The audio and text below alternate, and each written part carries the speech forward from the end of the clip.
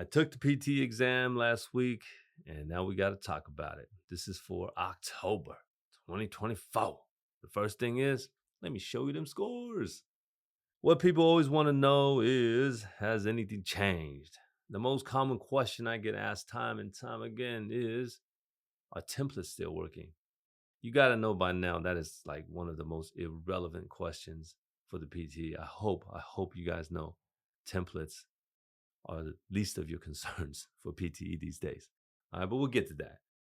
Overall, when you take the exam, from start to finish, you want to be prepared for every aspect of this. So I'm going to give you from beginning to the end of what I noticed about this exam, not just the questions alone, because the very beginning is very important right now. All right. So now, first of all, when you start the test, when you start it off, you're going to get an overview. Like they're going to break down what questions or how many questions you're going to get for each section. So as you arrive in the speaking and the writing, they're going to tell you what's there.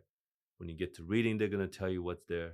When you get to listening, they're going to tell you what's there. So this is what you want to be aware of. I don't know if they're going to change it by the time you take the exam. For me, this is what I saw. And the speaking and the writing, the trial questions are still on there. But we can't even call them trial questions anymore. You know why? They're not on the test. They just never removed it from the overview. So when you first begin your test and you see that, don't get a heart attack. It's not on the test, but it'll tell you it's on the test. I don't know why they do that. So that's why I'm letting you know.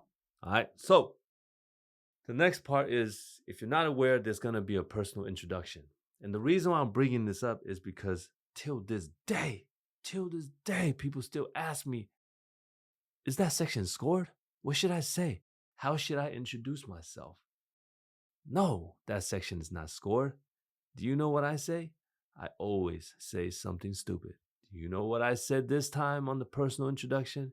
I said, why the hell are these trial questions in the overview? I know they're not on the test. And then I press next.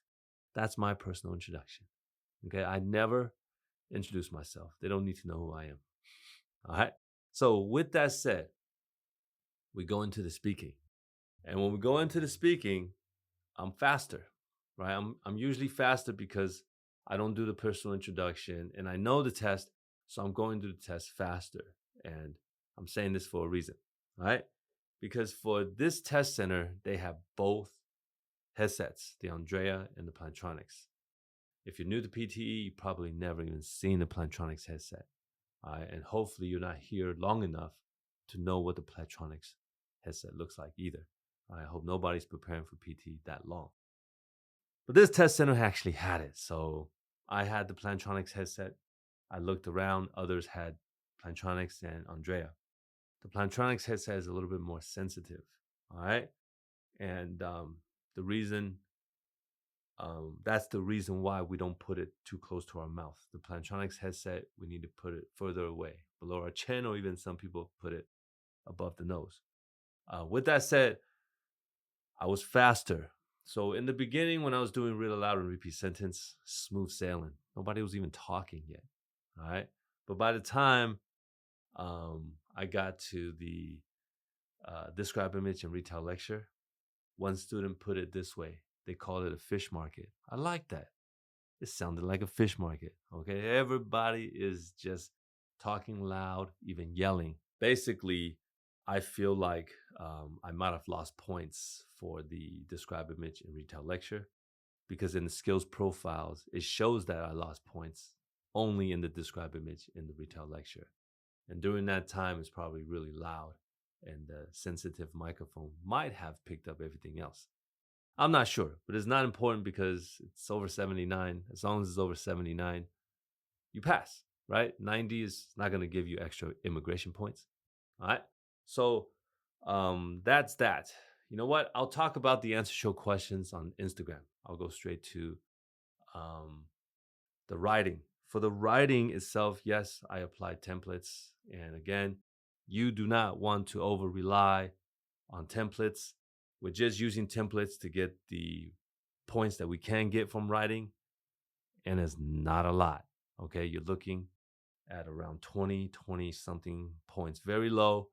And that's why we apply templates, because that's all you're going to get.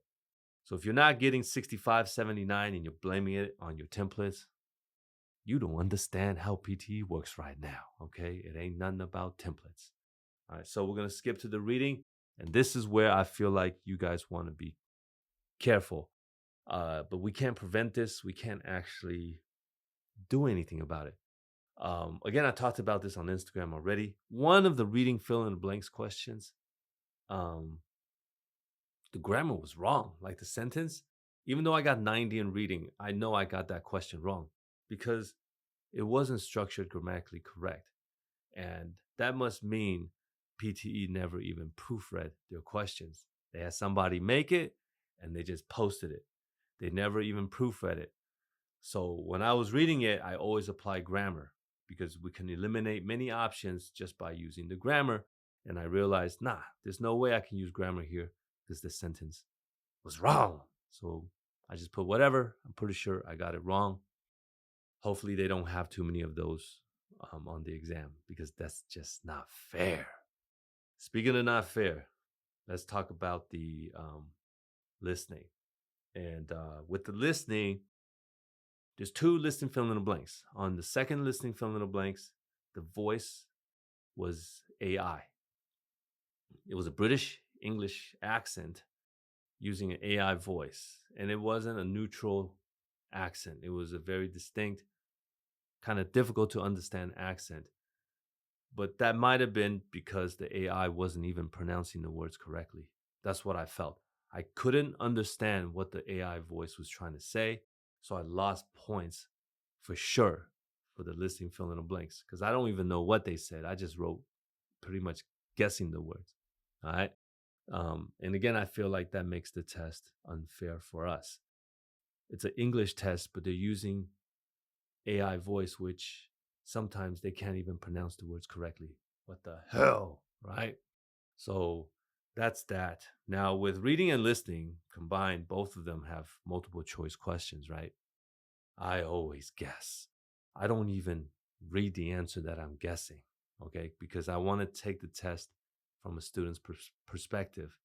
Sometimes they might need to guess because they don't know. So when I take the exam, I blindly guess. I don't read the options, the answers that I'm picking. Just boop, boop, boop, and I'm gone. All right.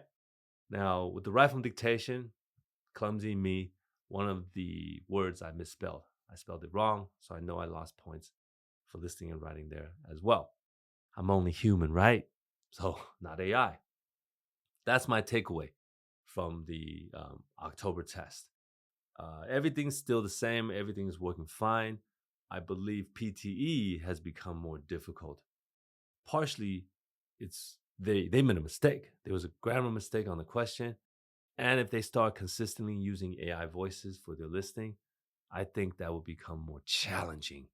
Again, because sometimes we don't understand what AI is saying because they don't speak English properly. I hope that helped, ladies and gentlemen.